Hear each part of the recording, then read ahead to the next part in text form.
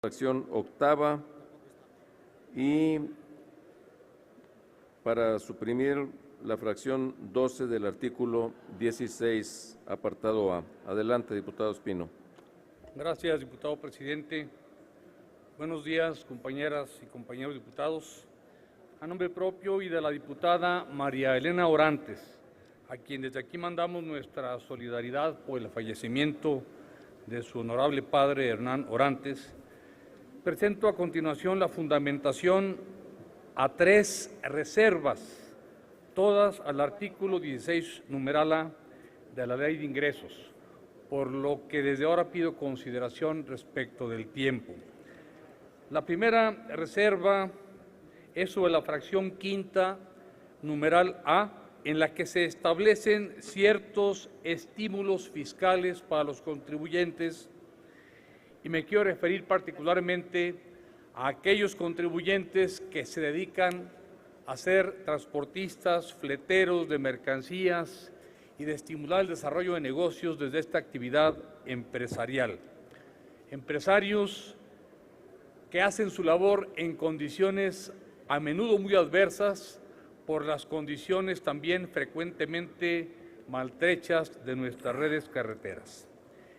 En este caso, el dictamen prevé el acreditamiento contra el impuesto sobre la renta del 50% del gasto por concepto de uso de la Red Nacional de Autopistas, que está estrictamente dirigido a contribuyentes dedicados en exclusiva al transporte terrestre público o privado de carga o de pasaje, así como el turístico. Hay que recordar, compañeros, que en un escenario adverso como el que suelen enfrentar estos trabajadores para la inversión en sus automóviles de transporte, resulta a menudo una carga muy fuerte. Debemos considerar para ellos medidas que promuevan e incentiven la actividad productiva en todos sus sentidos, es decir, se deben contemplar estímulos para aquellos que utilizan las autopistas para transportar sus mercancías, para realizar negocios y por ende para generar empleos. Necesitamos acordar medidas que motiven a estos empresarios a abrir nuevos caminos de transporte, a diversificar sus rutas de comercio, ya que esto trae consigo grandes beneficios económicos y sociales al país que todos disfrutamos. Es pertinente considerar que 9 de cada 10 pequeños y medianos empresarios, ante la falta de infraestructura ferrocarrilera y de esquemas de transportación baratos, recurren a realizar onerosos costos para transportar sus mercancías a lo largo de todo el país a través de carga consolidada, de transportes terrestres propios o incluso en el traslado de su personal para concretar diversos negocios a lo largo y ancho de la República.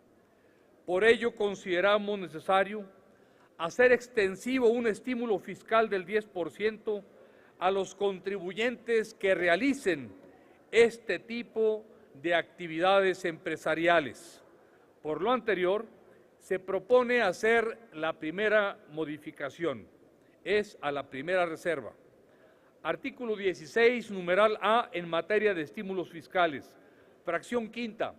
Se otorga un estímulo fiscal a los contribuyentes que se dediquen exclusivamente al transporte terrestre público y privado, de carga o pasaje, así como el turístico que utilizan la Red Nacional de Autopistas de cuota, consistente en permitir un acreditamiento de los gastos realizados en el pago de los servicios por el uso de la infraestructura carretera de cuota hasta en un 50% del gasto total erogado por ese concepto.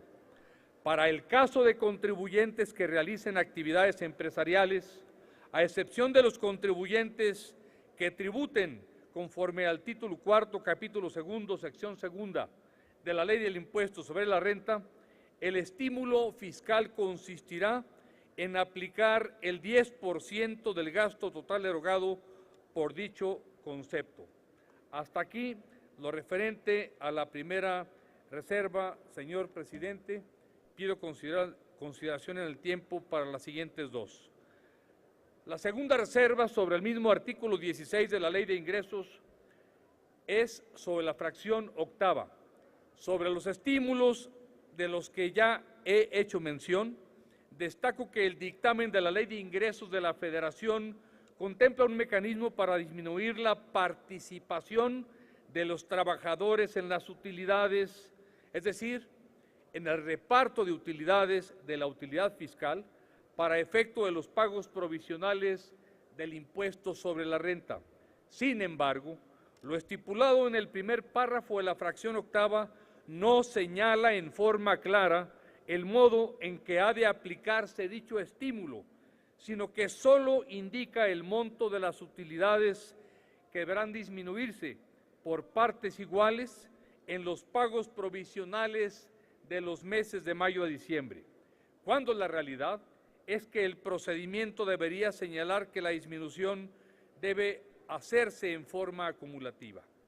No podemos dejar en vaguedad los mecanismos en los que aplicaría un estímulo fiscal como este, sobre todo cuando se trata de uno que incide directamente en beneficios tangibles para los trabajadores, en este caso, el reparto de utilidades, ya que hablamos de un reconocimiento o un estímulo para ellos por haber participado en la generación de ganancias que se traduce en beneficios concretos para sus familias y también para la sociedad en general.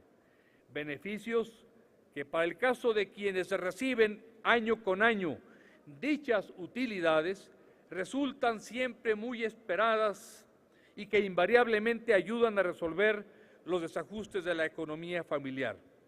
Por ello, compañeros diputados, en razón de justicia, proponemos reformar el primer párrafo de la fracción octava del numeral A del artículo 16 para quedar de la siguiente manera: en materia de estímulos fiscales.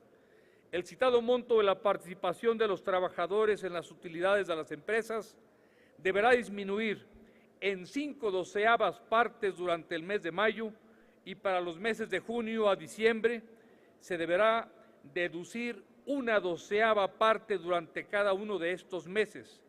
La disminución a que se refiere este artículo se realizará en los pagos provisionales del ejercicio de manera acumulativa.